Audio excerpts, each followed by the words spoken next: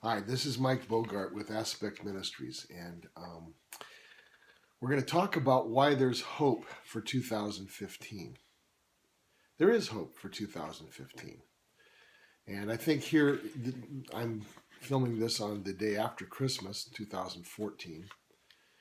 And I thought, a lot of us are going into the new year feeling depressed. A lot of people are going into the new year really afraid of what the new year might hold. They're afraid of disasters, or they're afraid of some sort of political problem that's going to pop up somewhere. But I want to say there's hope for 2015, and here's why.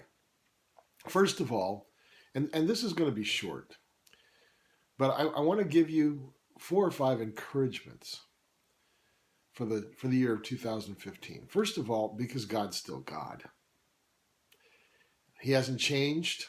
Nothing in the world that has happened in the last few years has affected him in the sense that it's changed him or it's limited him in any way.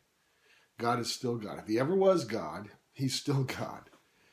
And that should be a matter of real hope for those who believe in him, those who trust in him. He's still the everlasting Almighty Father, the omniscient God, the omnipotent God, the loving God, the gracious God. All of those things is what he still is. Secondly, I want to say that God's still listening. God is still listening to people. Now, there have been a lot of people that have distorted the idea about prayer and what the Bible teaches about it.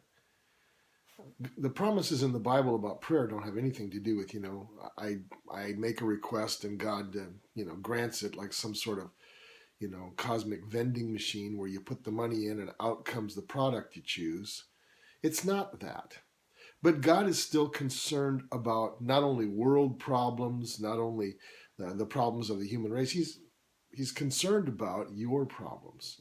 Jesus is the one who said that that God counts the sparrows and knows the number of hairs on your head. And I've noticed, God must be having to do some traction in my case, because I've noticed that here in my late 50s and early 60s, I have been losing some of those hairs. But God knows the number.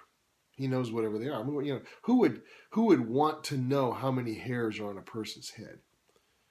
And yet that's how intimately God knows about us and cares about us. And that should be some real comfort to us. God's still listening. And God does answer prayer. He answers the prayers that he thinks are best for us. He answers the prayers that serve his kingdom. He doesn't answer selfish or harmful prayers.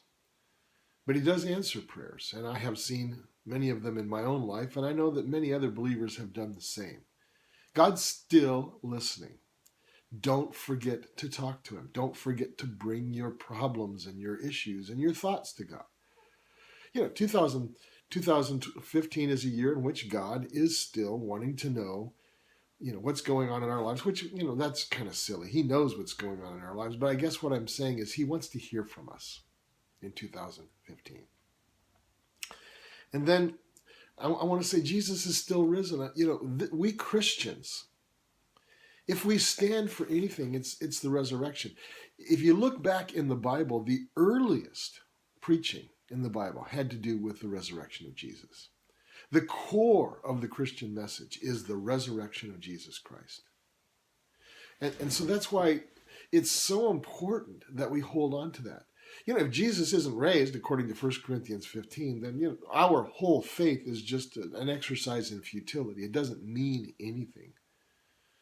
But if Jesus is risen, it all means something. And, that empty tomb is a difficult thing to explain away historically. Historians have, of course, you can dismiss it as just a fable or a legend or wishful thinking or a hoax or whatever. But the fact of the matter is, there were a lot of people in those days who were right there on the scene, who saw the empty tomb and saw the transformation in the disciples, and even some people who had even seen the risen Christ.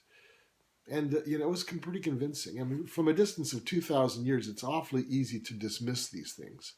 It wasn't very easy to dismiss those things for the people who were there. Even the enemies of Jesus had to invent a story to try to explain why the tomb was empty, but Jesus wasn't risen. So Jesus is still risen, and that means he's still Lord, and that means that his kingdom is coming, and that means that serving him is still worth it in 2015. You know, serving him is still worth it in 2015. As much as it has been in any year that we have ever seen. So if you're wondering whether all this is worth it, it is. You know, all of us who have walked with Jesus for a while have been through some things that have made us wonder, you know, is this worth it? Well, I can tell you it is. Keep trusting. Jesus is still alive and active. And then I want to say one more thing, but I'm going to put my glasses on because I can't read my little notes here that I wrote. It's that faith is the only option. You know, I mean, have you ever noticed that, you know, all these critics of Jesus Christ, all these critics of Christianity and of the church, while they may have some very valid points, and I want to say as a Christian, you know, there are some things that we need to correct. But all of those critics, do they live a better life?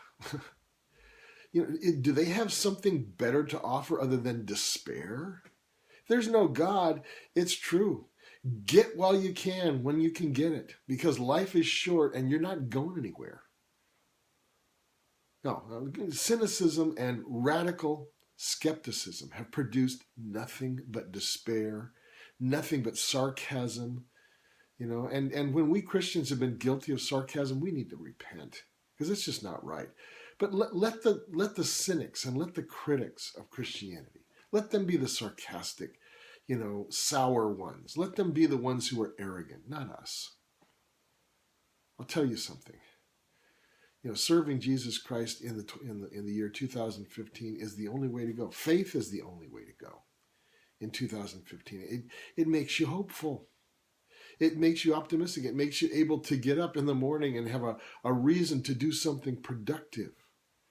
You know, it gives you a focal point where you can serve something greater than yourself, and where you can endure hardship, because, you know, it's not about you. It's about the cause. It's about the kingdom. It's about the Lord that we serve.